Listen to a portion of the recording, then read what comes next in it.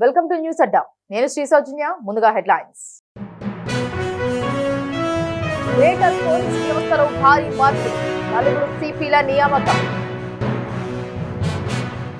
New year వేడుకలు, cab డ్రైవర్లు ride cancel చేస్తే భారీ జరిమానా.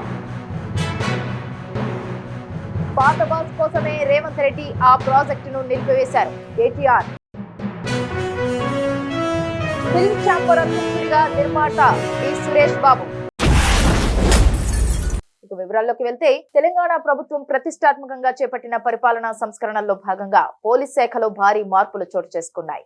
తెలంగాణ రైజింగ్ 2047 దార్శనికతను అనుగుణంగా గ్రేటర్ హైదరాబాద్ పరిధిలో శాంతి భద్రతలను మరింత పటిష్టం చేసేందుకు ప్రభుత్వం పోలీస్ కమిషనరేట్లను పునర్వ్యవస్థీకరించింది. ఇప్పటి వరకు ఉన్న 3 కమిషనరేట్ల స్థానంలో ఇకపై 4 కమిషనరేట్లు సేవలందించనున్నాయి. ఈ మేరకు రాష్ట్ర ప్రభుత్వ ప్రధాన కార్యదర్శి కె రామకృష్ణారావు ఉత్తర్వులు జారీ చేశారు. నూతన విధానంలో కమిషనరేట్ల పరిధిని ప్రభుత్వం స్పష్టంగా విభజించింది.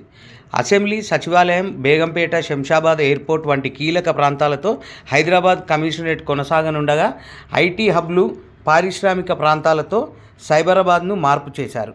కీసర, షామీర్పేట్, కుత్బుల్లాపూర్ వంటి ప్రాంతాలతో కొత్తగా మల్కాజ్గిరి కమిషనరేట్ను, చేవెళ్ల, మొయినాబాద్, మహేశ్వరం వంటి ప్రాంతాలతో ఫ్యూచర్ సిటీ కమిషనరేట్ను ఏర్పాటు చేశారు. ఇదే సమయంలో యాదాద్రి భువనగిరి ప్రాంతాన్ని కమిషనరేట్ పరిధి నుంచి తొలగించి ప్రత్యేక ఎస్పీ నేతృత్వంలో జిల్లా పోలీసు యూనిట్గా మార్చారు. ఈ పునర్వ్యవస్థీకరణ నేపథ్యంలో 4 ఐపీఎస్ అధికారులను బదిలీ చేస్తూ ప్రభుత్వం నిర్ణయం తీసుకుంది.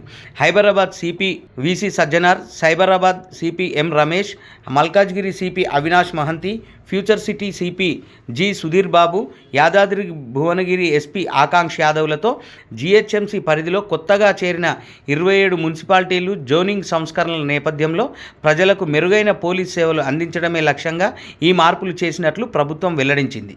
కొత్త సంవత్సర వేడుకల వేళ నగరవాసుల భద్రతను దృష్టిలో ఉంచుకొని హైదరాబాద్ పోలీస్ యంత్రాంగం కఠిన చర్యలకు ఉపక్రమించింది. వేడుకల ముసుగులో నిబంధనలు అతిక్రమిస్తే ఉపేక్షించేది లేదని సోమవారం జారీ చేసిన మార్గదర్శకాల్లో స్పష్టం చేసింది. ముఖ్యంగా క్యాబ్, టాక్సీ, ఆటో డ్రైవర్లకు పోలీసులు గట్టి హెచ్చరికలు జారీ చేశారు.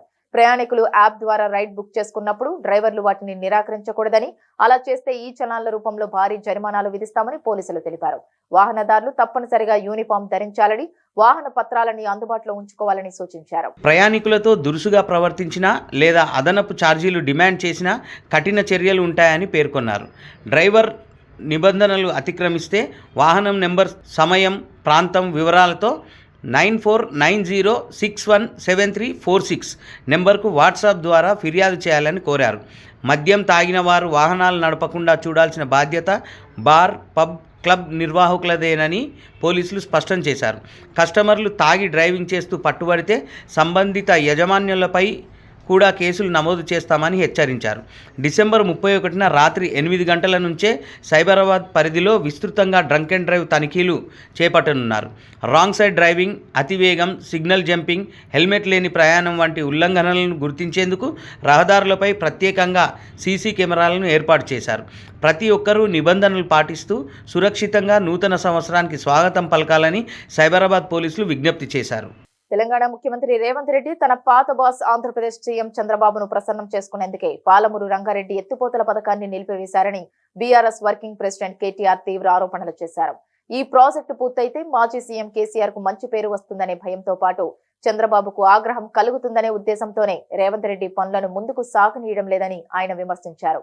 అసెంబ్లీ ప్రాంగణంలో మీడియాతో మాట్లాడిన కేటీఆర్ పాలమూరు ప్రాజెక్టుకు కేవలం 45 టీఎంసీల కేటాయింపులను అంగీకరించడం రాష్ట్రానికి నష్టదాయకమని అన్నారు. గతంలో కాంగ్రెస్ ప్రభుత్వమే కృష్ణా జలాల్లో 299 టీఎంసీలకు అంగీకరించిందని, దాని ఆధారంగానే బీఆర్ఎస్ ప్రభుత్వం కేటాయింపులు పెంచాలని కేంద్రాన్ని కోరిందని గుర్తు చేశారు. కేసీఆర్ చిత్తశుద్ధి వల్లే కాళేశ్వరం ప్రాజెక్టు పూర్తయిందని, దానిపై ఎన్ని విచారణలు జరిపినా రాజకీయంగా తమకు నష్టం లేదని, నీళ్లు ఇచ్చిందెవరో ప్రజలకు తెలుసని అన్నారు.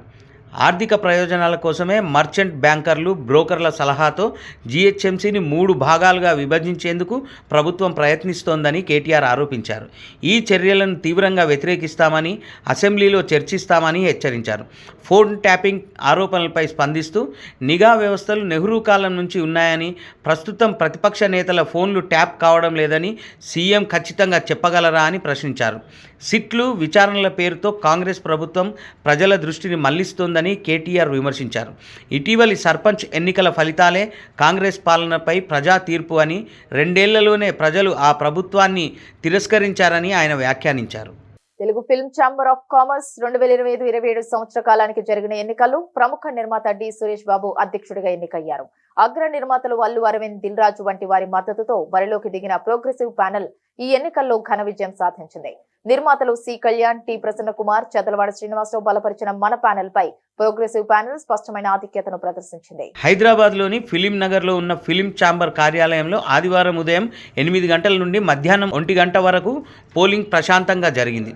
అనంతరం ఓట్ల లెక్కింపు చేపట్టి సాయంత్రానికి తుది ఫలితాలను ప్రకటించారు. మొత్తం 44 ఎగ్జిక్యూటివ్ కమిటీ స్థానాలకు గాను ప్రోగ్రెసివ్ ప్యానెల్ ఏకంగా 28 స్థానాలను కైవసం చేసుకుని ఛాంబర్పై పట్టు సాధించింది. మన ప్యానెల్ 15 స్థానాలతో సరిపెట్టుకుంది. డిస్ట్రిబ్యూషన్ సెక్టార్లో ఒక స్థానం టైగా నిలిచింది. ప్రోగ్రెసివ్ ప్యానెల్ మెజారిటీ సాధించడంతో కీలక పదవులన్నీ ఆ ప్యానెల్ సభ్యులకే దక్కాయి. వైస్ ప్రెసిడెంట్గా నాగవంశీ, సెక్రటరీగా అశోక్ కుమార్, ట్రెజరర్గా ముత్యాల రామ్దాస్ ఎన్నికయ్యారు. డిస్ట్రిబ్యూషన్ సెక్టార్ వైస్ ప్రెసిడెంట్గా Bharat Chaudhary, studio sector vice ప్రెసిడెంట్గా కిరణ్ బాధ్యతలు చేపట్టనున్నారు. విభాగాల వారీగా చూస్తే ఎగ్జిబిటర్స్ సెక్టార్లో ప్రోగ్రెసివ్ ప్యానెల్ పూర్తి ఆధిపత్యం చూపింది. ఈ విభాగంలో 16 స్థానాలకు గాను 14 స్థానాలను గెలుచుకుంది. అయితే ప్రొడ్యూసర్ సెక్టార్లో మాత్రం మన ప్యానెల్ 7 స్థానాలు గెలుచుకుని పైచేయి సాధించగా ప్రోగ్రెసివ్ ప్యానెల్కు 5 స్థానాలు దక్కాయి. ఇవి ఇప్పటి వరకున్న బులెటిన్ అప్డేట్స్. మరొక బులెటిన్ తో మళ్ళీ కలుసుకుందాం. అంతవరకు సెలవు, నమస్కారం.